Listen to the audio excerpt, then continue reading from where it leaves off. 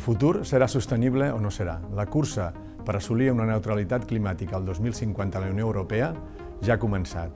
La indústria química jugarà un paper molt important en aquest procés de transició energètica. Estem convençuts que l'hidrogen serà el recurs per assegurar el futur de les nostres activitats.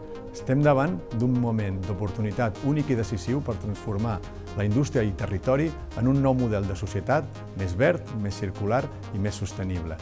Per això, l'Associació d'Empreses Químiques de Tarragona formem part activa d'aquesta vall d'hidrogen de Catalunya.